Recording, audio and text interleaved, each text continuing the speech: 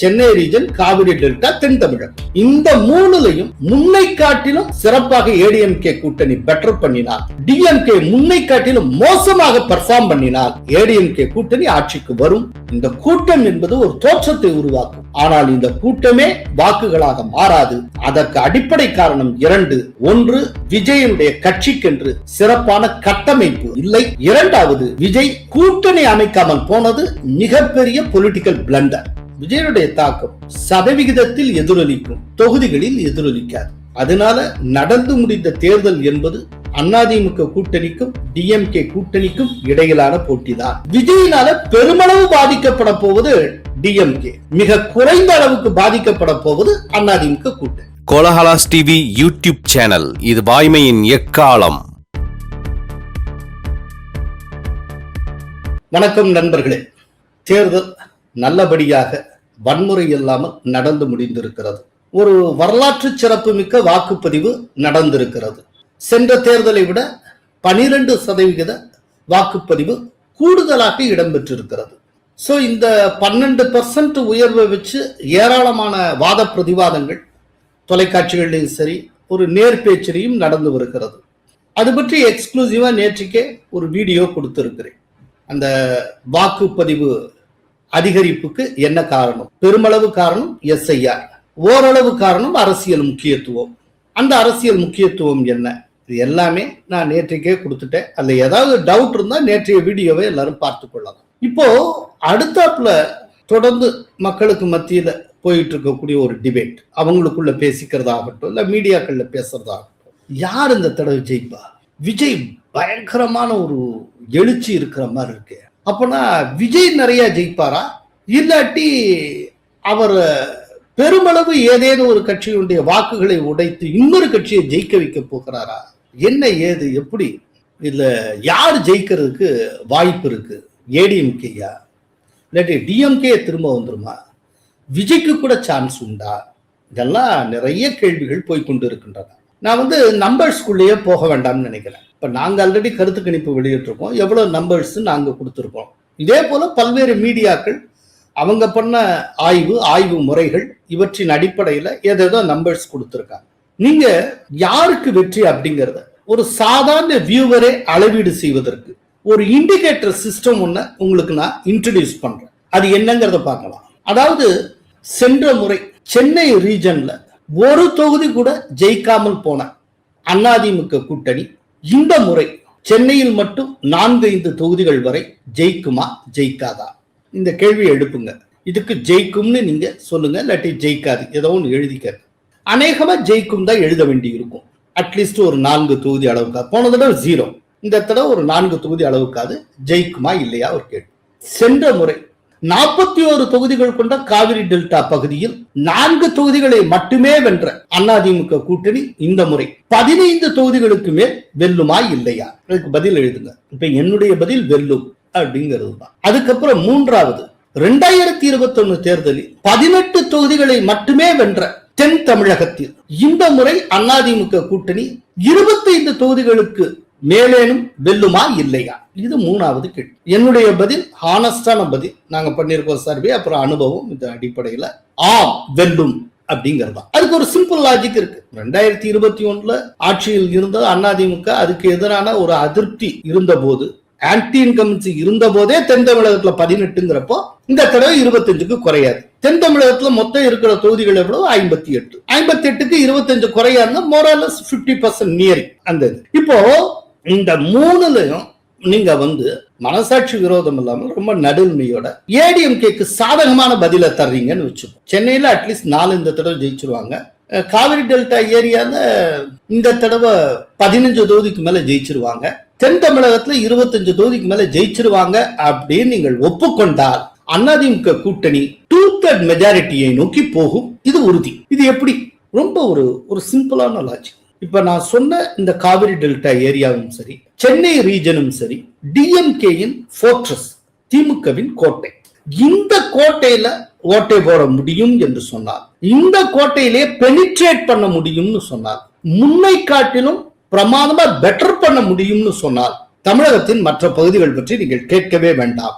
ரொம்ப பெட்டர் பொசிஷன்ல தான் அதிமுக கூட்டணி இருக்கும். இதுக்கு பெருசா ரொம்ப தலையை உடைச்சிட்டு ஆராய்ச்சி பண்ணிட்டு ரொம்ப இன்டெலக்சுவலா இப்படி அப்படிலாம் நம்ம பம்மாத்து பண்ணிட்டு இருக்க வேண்டிய அவசியம் இல்லை. இது ஜஸ்ட் ஒரு அளவுகோல், இண்டிகேட்டர்ஸ் வச்சு பார்த்தாலே போதும். அதே போல இன்னொரு இண்டிகேட்டர் ஒண்ணு இருக்கு. அது என்ன அப்படின்னா டிஎம்கே மையப்படுத்தி நாம் புரிந்து கொள்ளக்கூடிய அது என்ன, சென்னை ரீஜன்ல முன்னை போலவே 100% வெற்றியை டிஎம்கே பெறுமா அப்படின்னு ஒரு கேள்வியை கேளுங்க. பெரும் அப்படின்னு திமுக காரங்க கூட இந்த தடவை சொல்ல மாட்டாங்க. ஏன்னா விஜய் எவ்வளவு ஓட்டு பிரிக்கிறான்னு தெரியல.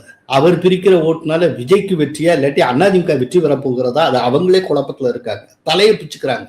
ஒரு சின்ன உதாரணம், துறைமுகத்துல 1,16,000 வாக்குகள் தான் இருக்கு, 4 முனை போட்டி. யாராவது ஒருத்தர் 25,000 30,000 ஓட்ட வாங்கினாலே ஜெயிச்சிட முடியும். சேகர் பாபு அங்க போட்டி எடுக்கிறார். மண்ணடியில மட்டுமே ஒரு 20,000 முஸ்லிம் வாக்காளர்கள் இருக்கிறார்கள். இந்த முஸ்லிம் வாக்காளர்கள் 2021 தேர்தலில் டோட்டலா 100% அப்படியே சேகர் பாபுவுக்கு வாக்களித்தவர்கள். இந்த தடவை முஸ்லிம்ஸ் அத்தனை பேருமே டிஎம்கேக்கு வாக்களிப்பாங்க அப்படிங்கிறதுக்கு எந்த உத்தரவாதமும் கிடையாது. அங்கிருந்து வர்ற தகவல்கள் என்ன சொல்லுகின்றன, அதுல பெருமளவு பேர் விஜய்க்கு வாக்களித்திருக்கிறார்கள் அப்படின்லாம் சொல்றாங்க. அது உண்மையிலேயே நடந்திருந்தால் விஜய் பெருமளவு முஸ்லிம் வாக்காளர்களை பிரித்தார் என்றால் துறைமுகத்துல போட்டியிடக்கூடிய அதிமுக வேட்பாளர் ராயபுரம் மனோ வெற்றி பெறுவது சாத்தியமா? கடைசியில ஒருவேளை போட்டி ராயபுரம் மனோவுக்கும் தாவேக வேட்பாளருக்கும் இடையிலானதாக கூட மாறலாம்.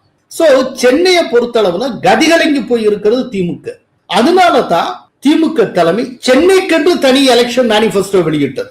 திமுக வரலாற்றிலேயே சென்னைக்கென்று தனியாக ஒரு எலெக்ஷன் மேனிபெஸ்டோ இதுவரை வெளியிட்டது கிடையாது. என்ன காரணம்? சென்னையை அவர்கள் இழந்து கொண்டிருக்கிறார்கள் என்று பொருள். அந்த இழப்புக்கு காரணம் விஜய். ஆனால் அந்த இழப்புக்கு காரணம் விஜயாக இருந்தாலும் இழப்பை ஏற்படுத்திய விஜய் எத்தனை தொகுதிகளை பெறுவார் என்பதுல எந்த உத்தரவாதம் கிடையாது. அவர் டிஎம்கேக்கு வாக்கு இழப்பை சாத்தியப்படுத்துகிறார். அந்த வாக்கு இழப்பு, அந்த டிஎம்கே அடையக்கூடிய நஷ்டம் யாருக்கு லாபமாக போகிறது? ஏடிஎம்கேக்கா இல்லாட்டி தாபிகாவுக்கே லாபமாக போகிறதா? அது $1 மில்லியன் கொஸ்டின். எப்படினாலும் டிஎம்கே சென்னையில் பெருமளவு தோற்பது உறுதி. அது மட்டும் தெளிவா சொல்லிடலாம், 100% சொல்லலாம். அப்படியே ஒருவேளை ஜெயிச்சால் ரொம்ப சொற்பமான மார்ஜின்ல தான் இந்த தடவை ஜெயிக்க முடியும். அதனாலதான் டிஎம்கே தலைமை சென்னைக்கென்று தனி தேர்தல் அறிக்கை வெளியிட்டது. அப்போ ஃபர்ஸ்ட் இண்டிகேட்டர் 2021 போலவே சென்னையில இருக்கக்கூடிய 16 தொகுதிகளிலும் டிஎம்கே 100% வெற்றியை பெற்றுவிடுமா அப்படின்னு கேட்டால் திமுக காரரே இல்லை அப்படின்னு ஒரு பதில் தான் சொல்ல வேண்டியது. இரண்டாவது, சென்ற முறையை போலவே 41 தொகுதிகள் கொண்ட காவிரி டெல்டா பகுதிகளில் 37 தொகுதிகளில் டிஎம்கே வெற்றி பெற்றதை போலவே இந்த முறையும் திமுக வெற்றி பெற்று விடுமா? இது ஒரு கேள்வி. இதுக்கு அந்த ஏரியால இருக்க டிஎம்கே காரங்களே ஆம் வெற்றி பெற்று விடும் சொல்ல மாட்டாங்க, முடியாது. அவங்களுக்கே தெரியும் கலை யதார்த்தம் என்ன. காவிரி டெல்டால இருக்கக்கூடிய விவசாயிகள் கொந்தளித்து போயிருக்கிறார். நாங்க எல்லாமும் டிஎம்கே தான் இருக்கோம். இந்த ட்ரிப் மாறலான்னு இருக்கீங்களா? ஆமா.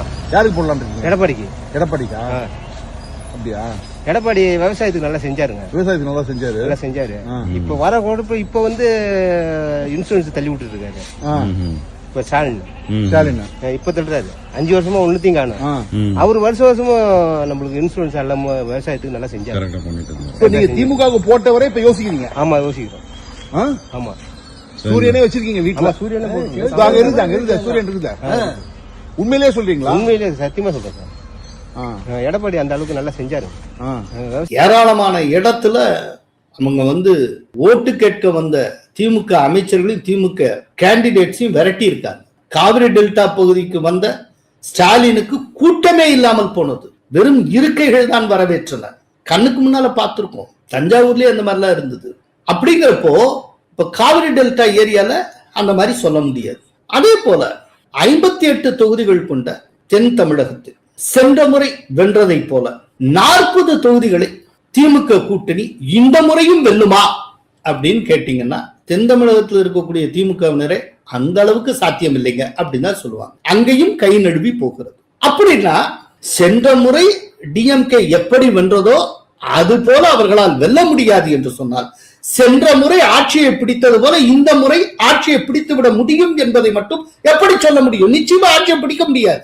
Simple logic. இப்ப இந்த அளவுகோல்ல நான் கொங்கு மண்டலம்லாம் கணக்குல எடுத்துக்கல. ஏன்னா கொங்கு மண்டலத்துல யார் ஸ்வீப் பண்ணுவான்னு எல்லாமே தெரியும். கொங்கு மண்டலத்தை மிகப்பெரிய கட்சி அப்படிங்கிறது ஏடிஎம்கே, டிஎம்கே, பிஜேபி. 3 கட்சிகள்ல 2 ஒரே அணியில இருக்கிறதுனால கொங்கு மண்டலம் வந்து ஏடிஎம்கே கூட்டணி ஸ்வீப் அப்படிங்கிறது முடிவான விஷயம். விதிவிலக்கா 1-2 நகர்ப்புற தொகுதிகள்ல தாவேகாவின் கை ஓங்கி இருக்கலாம். அப்பவும் கூட அவங்க ஜெயிச்சிருவாங்கன்னு சொல்ல மாட்டேன். தாவேகா 2வது இடத்துக்கு வர்றதுக்கு வாய்ப்பு இருக்கு. அது ஒரு சில நகர்ப்புற தொகுதிகள்ல மட்டும். இன் ஜெனரல் கொங்கு வந்து நீங்க கேட்கவே வேண்டாம். அதனால நான் கொங்கையே கணக்குல எடுத்துக்கல. போன தடவை கொங்கு சிறப்பாகத்தான் வந்தது. அதே ரிசல்ட் இந்த தடவை திரும்ப வர்றதுக்கு நிறையவே சாத்தியம் உண்டு. அதாவது சென்ற முறை ஏடிஎம்கே மேல அதிருப்தி இருந்த காலத்திலேயே கொங்கு கை கொடுத்தது. அப்படின்னா இப்ப கேட்கவா வேணும்? அதனால அதை கணக்குல எடுத்துக்க தேவையில்லை. அப்படின்னா என்னுடைய பாராமீட்டர்ஸ் அப்படிங்கிறது சென்னை ரீஜன், காவிரி டெல்டா, தென் தமிழகம், இந்த 3லையும் முன்னை காட்டிலும் சிறப்பாக ஏடிஎம்கே கூட்டணி பெட்டர் பண்ணினால், இந்த 3 ரீஜன்லையும் டிஎம்கே முன்னை காட்டிலும் மோசமாக பெர்ஃபார்ம் பண்ணினால் ஏடிஎம்கே கூட்டணி ஆட்சிக்கு வரும், டிஎம்கே கூட்டணி ஆட்சிக்கு வராது. இவ்வளவுதாங்க விஷயம். சரி, இதுல எல்லாரும் ஒரு கேள்வி கேட்கலாம். என்ன சார் இவ்வளவு தூரம் பேசுறீங்க, எல்லாமே ஏடிஎம்கே டிஎம்கே வெர்சஸ்னு கொண்டு போறீங்க. விஜய் வந்து ஒரு பயங்கர எழுச்சியா இருக்காரு, விஜய் கண்ணா பின்னான்னு ஓட்டு வாங்குவாரு, எங்கேயோ போயிருவாரு அப்படின்லாம் சொல்றாங்களே. நீங்க என்ன விஜய கணக்குல எடுத்துக்கலையா? இப்படி ஒரு கேள்வி கேட்கலாம். ஆக்சுவலா நான் கணக்குல எடுத்துட்டு தான் பேசியிருக்கேன். இப்ப சென்னையில வந்து ஒரு பெரும் அளவுல தாக்கத்தை விஜய் உருவாக்கி இருக்கிறார். அதனாலதான் திமுக தனியா சென்னைக்கென்ற ஒரு மேனிபெஸ்டோ வெளியிட்டது. அதெல்லாம் நான் சுட்டி காட்டியிருக்கேன். அதோட இன்னொன்னு நான் சுட்டி காட்டினேன். இந்த அளவுக்கு பெருமளவு வாக்குகளை விஜய் பிரிக்க போவது விஜய்க்கே நேரடி வெற்றியை தருமா அல்லது அது அதிமுகவுக்கு வெற்றியை தருமா அப்படிங்கிற டவுட்லாம் இருக்கு அப்படிங்கறத சொல்லியிருக்கு. சோ விஜயனுடைய தாக்கம் இருக்கு. ஆனா அந்த தாக்கம் எங்கன்னா ரொம்ப லிமிட்டடா இருக்கு. சென்னை ரீஜன்ல மட்டும் இருக்கு. சென்னையை தாண்டி நார்தர்ன் தமிழ்நாட்டுல கூட அவருடைய இம்பாக்ட் கிடையாது. அதை புரிஞ்சுக்கலாம். அதெல்லாம் ரொம்ப குறைவா இருக்கு. நார்தர்ன் தமிழ்நாட்டுல கூட அங்கங்க இருக்கக்கூடிய ஒரு அர்பன் பேக்கெட்ஸ்ல மட்டும்தான் இருக்கு. ரூரல் சைட்ல பெரிய இம்பாக்டே கிடையாது. நாங்க பார்த்துட்டு வந்து சொல்றோம். இப்ப சவுத்லயே இப்ப மதுரைன்னு எடுத்துப்போமே, மதுரையில மதுரை மத்திய தொகுதியில ஓரளவு இருக்கலாம். ஆனால் மதுரை டிஸ்ட்ரிக்ட்ல இருக்கக்கூடிய ரூரல் அசம்பிளி செக்மெண்ட்ஸ்ல கிடையாது. அதனால அங்கங்க இருக்கக்கூடிய நகர்ப்புற தொகுதிகளில் மட்டும்தான் அவருக்கு வந்து ஒரு செல்வாக்கு இருக்கிறது. அவரால் ஒரு இம்பாக்டை உருவாக்க முடியும். ஆனால் சென்னையில ரொம்ப ஹெவியா ஒரு இம்பாக்ட். இப்போ விஜயனுடைய கட்சி ஓரளவு சைசபிளா அவங்க ஜெயிப்பாங்கன்னா சென்னையில மட்டும்தான் ஜெயிக்க முடியும். இப்ப திருச்சி கிழக்குல போட்டியிடுகிறார். அங்க வந்து கிறிஸ்தவர்களுடைய வாக்குகளை அவர் பிரிப்பதற்கு வாய்ப்பு உண்டு. ஆனால் திருச்சி கிழக்குல விஜய் ஜெயிப்பாரா அப்படிங்கறதுல ஒரு டவுட் இருக்கு. பிரிக்கலாம். பிரிக்கிறது மூலமா டிஎம்கே மார்ஜின் ரொம்ப குறையலாம். இதெல்லாம் தாண்டி திருச்சி கிழக்குல அதிசயக்கத்தக்க வகையில் ஏடிஎம்கே கேண்டிடேட் ரொம்ப சொற்பமான வாக்குகள்ல முந்துவதற்கும் வாய்ப்பு உண்டு. ஆனால் திருச்சி கிழக்குல விஜய் ஜெயிச்சிருவார்னு எனக்கு தோணல. ஆனால் பெரம்பூர்ல விஜய் ஜெயிப்பதற்கு நிறைய வாய்ப்பு உண்டு. காரணம் இது சென்னைங்கிறது தான். சென்னையில அவருடைய இம்பாக்ட் அதிகமா இருக்கு. சோ அவருடைய சித்து விளையாட்டு எல்லாமே இந்த சென்னையில இருக்கக்கூடிய 16 தொகுதிகள்ல அவ்வளவுதான். கொஞ்சம் இதை காட்டில கொஞ்சம் லார்ஜரா இது பண்ணீங்கன்னா இந்த கேடிசிசின்னு சொல்லப்படக்கூடிய காஞ்சிபுரம், செங்கல்பட்டு, திருவள்ளூர், அப்புறம் சென்னை, இந்த ரீஜன்ல. பட் இதுலயே சென்னையில மட்டும்தான் ரொம்ப தூக்கலா இருக்கு. மற்றெல்லாம் ரொம்ப பெருசாலாம் நம்ம சொல்லிக்கிறதுக்கு ஒண்ணும் இல்லை. அதனால அவர் வந்து நேற்றைக்கு என்னுடைய காணொலியில சொன்ன மாதிரி ஒரு பெட்டர் பர்சன்டேஜ் அவர் வாங்குவார். ஆனால் பெரிய அளவுல தொகுதிகள் ஜெயிக்க மாட்டார்.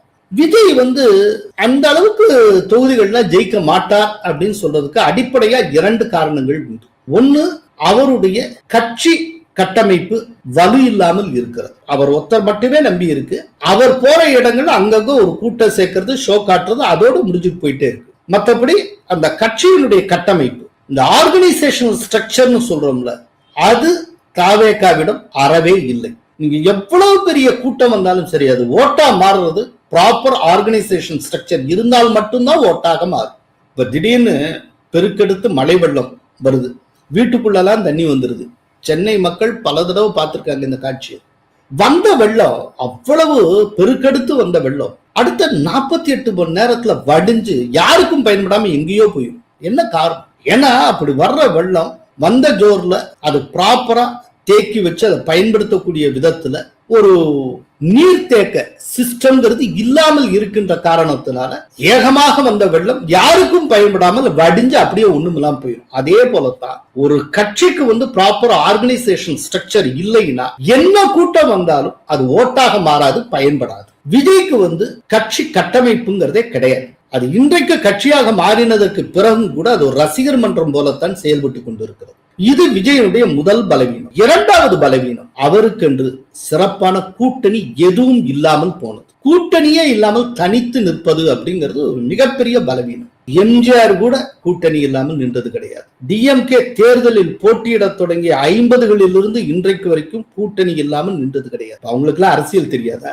தமிழ்நாட்டுல கூட்டணி இல்லாமல் நீங்கள் ஜெயிக்கவே முடியாது. விஜய் தன்னை மட்டுமே முதலீடாக வைத்து தன்னுடைய புகழை மட்டுமே நம்பி அவர் களத்தில் இறங்குகிறார். அவர் போற இடத்துல வரக்கூடிய அந்த கூட்டம் சார்ந்து ஒரு தோற்றம் எல்லாருக்கும் உருவாகும்.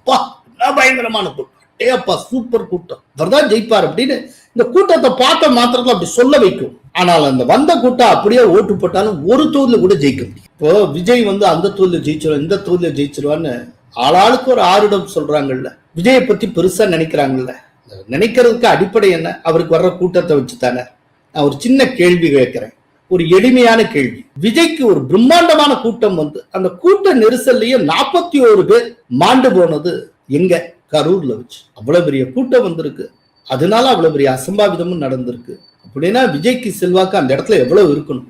யாராவது ஒரு பொலிட்டிக்கல் அனலிஸ்ட் கரூர் மாவட்டத்துல விஜய் மானாவாரியா ஜெயிப்பார், மொத்தத்தை இந்த கரூர் மாவட்டத்தையே விஜய் அள்ளிக்கொண்டு போய்விடுவார்னு யாராவது ஒருத்தர் சொல்லி கேட்டிருக்கீங்க? கரூர் மாவட்டத்துல அட்லீஸ்ட் ஒரு தொகுதியாவது விஜய் ஜெயிப்பார்னு யாராவது சொல்லி கேட்டிருக்கீங்களா? கூட்டத்தை வச்சுதான் விஜயுடைய செல்வாக்கு, அவர் வெற்றி, இதெல்லாம் பத்தி நீங்க அசஸ் பண்ணீங்கன்னா கரூர்ல வந்த கூட்டத்துக்கு கரூர் மாவட்டத்தையோ இல்லாட்டி கரூர் தொகுதியோ அவர் அள்ளிட்டு போகணும்ல. ஏன் விஜய் ஆதரவாளர்கள் கூட கரூர் மாவட்டம் பற்றியோ கரூரை பத்தியோ பேசல? அங்க ஜெயிக்க முடியும்னு அவர்கள் ஏன் நம்பல? தயவு செய்து திரும்ப திரும்ப சொல்றேன், இந்த கூட்டம் என்பது ஒரு தோற்றத்தை உருவாக்கும், ஆனால் இந்த கூட்டமே வாக்குகளாக மாறாது. அதற்கு அடிப்படை காரணம் 2. 1, விஜயனுடைய கட்சிக்கென்று சிறப்பான கட்டமைப்பு, ஆர்கனைசேஷன் ஸ்ட்ரக்சர் இல்லை. 2வது, விஜய் கூட்டணி அமைக்காமல் போனது மிகப்பெரிய பொலிட்டிக்கல் பிளண்டர். இந்த 2ம் இல்லாத எவரும் ஆட்சியை பிடிக்கவே முடியாது, சிறப்பான முறையில் ஜெயிக்கவும் முடியாது.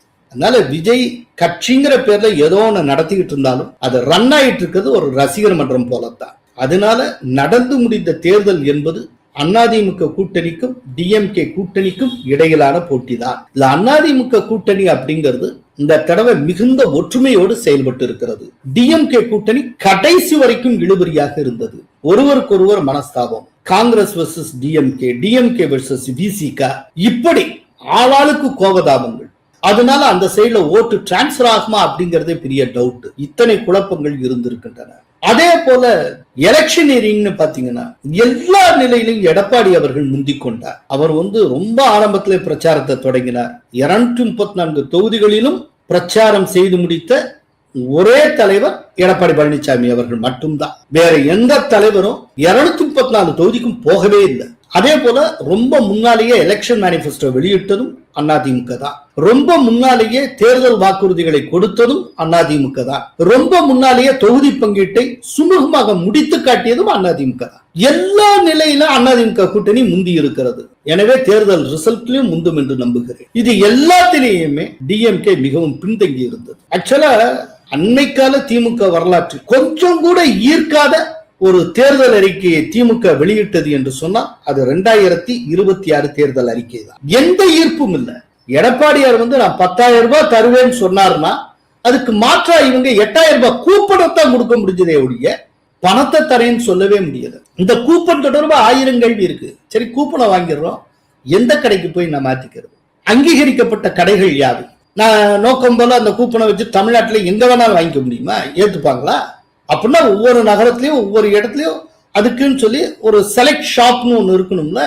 அந்த ஷாப்ஸ் என்ன, அதுக்கான லிஸ்ட் ஏதாவது கொடுத்துருக்கீங்களா? இன்னைக்கு டோக்கனை கொடுக்குறீங்க, எலெக்ஷன் முடிஞ்சு கடைசியில ரிசல்ட் வந்ததுக்கு அப்புறம் இந்த டோக்கனை வச்சுட்டு நான் போறேன், ஏதோ ஒரு கடைக்கு போறேன், எங்க கடையில இந்த டோக்கன் படி கொடுக்க சொல்லி ஒன்னும் உத்தரவு இல்லமா அப்படின்னு சொல்லிட்டா என்ன பண்ணுவீங்க? எந்த கடைன்னு சொல்லியிருக்க? அப்படிங்கிறப்போ 10,000 ரூபாய் உங்க அக்கௌண்ட்ல நேரடியா கிரெடிட் ஆகும் அப்படிங்கிறதுக்கும் 8,000 ரூபாய் பிரிண்ட் பண்ண ஒரு பேப்பரை கொடுக்கறதுக்கு வித்தியாசம் இல்லையா? பேப்பரும் பணமும் சமமா? எந்த இடத்துலயுமே கம்பீட் பண்ண முடியல இந்த தடவை என்னன்னே தெரியல. ரொம்ப ஆரம்பத்தில இருந்தே டிஎம்கே ஒவ்வொரு விஷயத்தையும் சொதப்பி கொண்டிருந்தது. எல்லாத்துலயும் ஒரு தகட்டம். கூட்டணியில ஒவ்வொருத்தரும் ஒரு சீட்டாவது எங்களுக்கு கூட தாங்கன்னு கேட்டுட்டு இருக்கப்போ அவங்களுக்கு முடியாதுன்னு சொல்லிட்டு முன்னை காட்டுல அவங்களுக்கு குறைச்சு கொடுத்துட்டு திடீர்னு சம்பந்தமே இல்லாம பிரேமலதாவை கூட்டணிக்குள்ள கொண்டுறாங்க, அவங்களுக்கு வாரி வழங்குறாங்க. அதனால மற்ற கட்சிகள் அப்படியே ஃபெடப்பாராங்க. இவர் விடுதலை சிறுத்தைகள் தலைவரா தன்னுடைய வேட்பாளர் அறிமுக அந்த காணொளியில அவர் புலம்புகிறார். அதை கேட்ட இதை தந்தாங்க, இதை கேட்ட அந்த தொகுதியை தந்தாங்க அப்படின்னு சொல்லி தன்னுடைய அதிருப்தியை ரொம்ப வெளிப்படையாக ஒளிவு மறைவில்லாமல் வெளிப்படுத்துகிறார். அரூர் வேண்டும் என்று வலியுறுத்தி கேட்ட நிலையில் நமக்கு அரக்கோணத்தை தந்தார்கள். பல்லாவரம் வேண்டும் என்று கேட்ட நிலையில் பன்ருட்டியை தந்தார்கள். இப்படி கடைசி நிமிடத்தில் முடிவானது.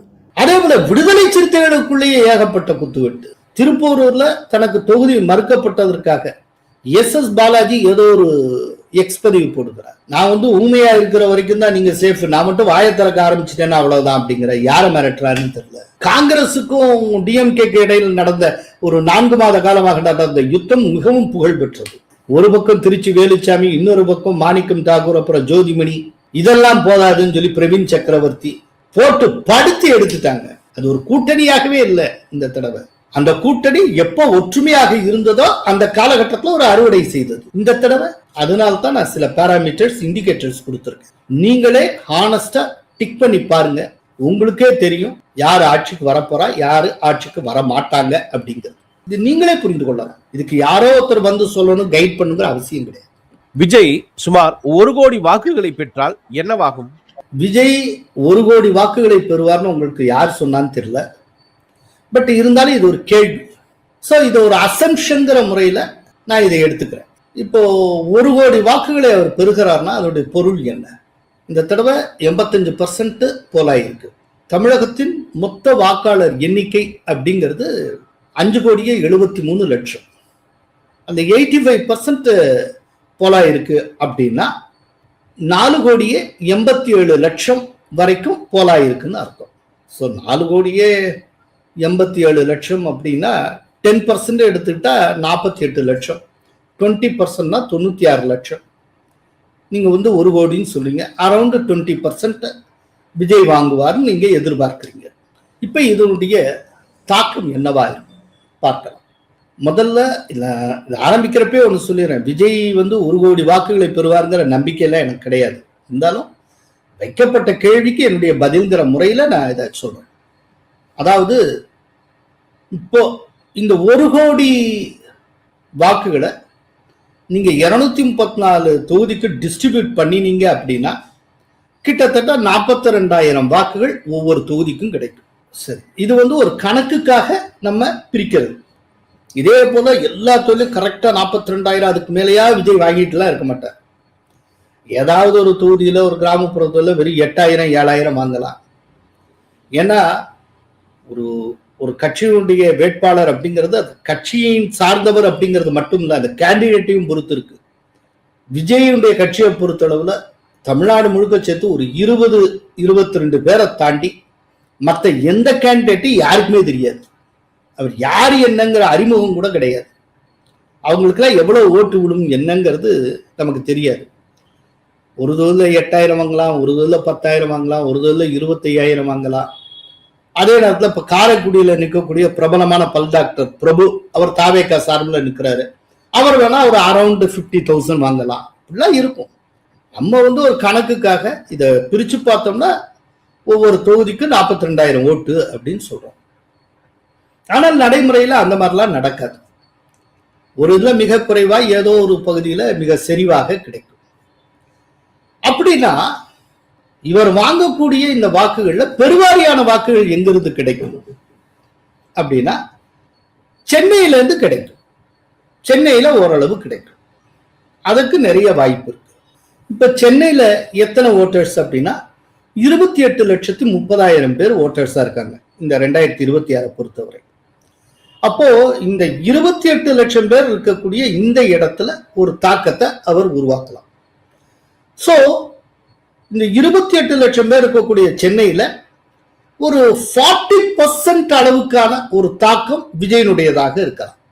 அதே நேரத்தில் தமிழகத்துல சென்னைக்கு வெளியே இருக்கக்கூடிய மற்ற இடங்களில் இருக்கக்கூடிய நகர்ப்புறங்களில் அவருடைய தாக்கம் ஒரு 20%, 15% அந்த லெவல்ல இருக்கலாம். சென்னை நீங்களாக இருக்கக்கூடிய நகர்ப்புறங்கள்ல அவருடைய தாக்கம் 20% இருக்கலாம், 25% இருக்கலாம், 15% இருக்கலாம். இப்படி ஒவ்வொரு இடத்துக்கும் வேரி ஆகும். இதெல்லாம் கணக்கு பண்ணி பார்த்தா சென்னையில மட்டும் பெருவாரியான தொகுதிகளை அவர் வெல்லுவதற்கான வாய்ப்புகள் உண்டு. ஏன்னா சென்னையில தான் அவருடைய ஸ்ட்ரென்த் ரொம்ப கான்சென்ட்ரேட்டடா இருக்கு. மற்ற இடத்துல கவனத்தை ஈர்க்கக்கூடிய அளவுக்கு அவர் வாக்குகளை பிரிப்பார். ஆனால் அந்த வாக்குகள் வெற்றி பெற போதுமானதாக இருக்காது. இப்போ காரைக்குடி தொகுதி எடுத்துப்போம். டாக்டர் பிரபு நல்லா பெர்ஃபார்ம் பண்ணியிருக்காரு. ஆனால் இப்ப நாங்க ஃபைனலா சர்வே பண்ண அதன் அடிப்படையில பாத்தீங்கன்னா பிரபுவுக்கு அதிகபட்சம் 45,000 வாக்குகள் கிடைக்கும்னு தெரிய வரும். எடுத்த எடுப்புல ஒரு புதிய கட்சி ஒரு தொகுதியில 45,000 வாக்குகளை பெறுவது சாதாரண விஷயம் அல்ல. ஆனால் ஜெயிக்க முடியாது. அது 3வது இடத்துக்கு தான் வருவார். இப்ப இது போல நீங்க பார்க்க வேண்டியிருக்கும். அதனால நான் என்ன சொல்றேன்னா, இவர் 1 கோடி வாக்குகளை பெறுவார் அப்படின்னா பெறமாட்டார். அது இப்பவும் நான் திரும்ப திரும்ப சொல்றேன். உங்க கேள்விக்காக அதை நான் அக்செப்ட் பண்ணிட்டு ஒரு ஆர்குமெண்ட் சேக் இதை சொல்லிட்டு இருக்கேன். அப்படி வந்தால் அவர் 20% வாக்குகளை பெறுவார்.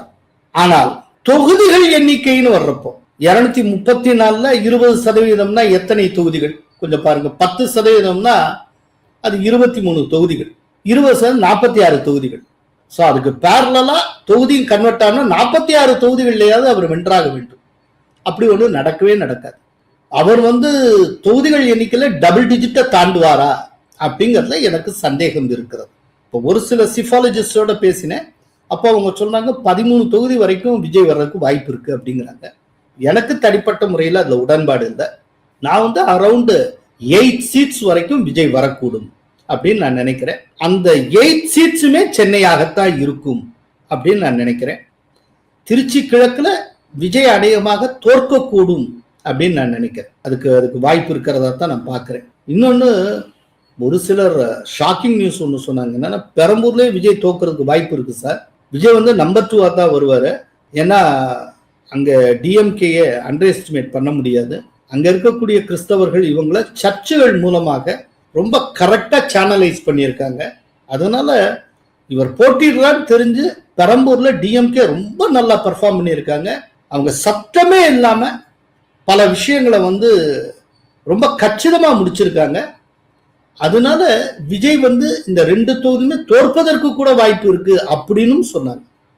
அதை சொன்னவர் ரொம்ப முக்கியமான ஒரு அரசியல் விமர்சகர். அதனால அதையும் கணக்கில் எடுத்துக்கொள்ள வேண்டி இருக்கிறது. அதனால விஜயுடைய தாக்கம் என்ன? உங்க கேள்விக்கு நேரடியா வரேன். விஜயுடைய தாக்கம் சதவிகிதத்தில் எதிரொலிக்கும், தொகுதிகளில் எதிரொலிக்காது. இவ்வளவுதான் விஷயம். அவர் பெருமளவு வாக்குகளை பிரிப்பது டிஎம்கே இடமிருந்து, அதுல சந்தேகமே கிடையாது. அதுக்குதான் ஒரு மண்ணடி உதாரணம் சொன்னேன். மண்ணடியில இருக்கக்கூடிய பாய்மாரெல்லாம் அத்தனை பேரும் டிஎம்கேக்கு ஓட்டு போடுவாங்கன்னு சொல்ல முடியல. இந்த தடவை அவங்க பிரியலாம். இப்போ அவங்க 50-50 பிரிஞ்சா அங்க ராயபுரம் மனோ ஏடிஎம்கே கண்ட ஈஸியா ஜெயிக்கிறது கூட வாய்ப்பு உண்டு. அதனால விஜய் பெருமளவு வாக்குகளை டிஎம்கே இடமிருந்து பிரிக்கின்ற காரணத்தினால் அதிமுக பல இடங்களில் ஜெயிப்பதற்கான வாய்ப்பு ஏற்படுகிறது.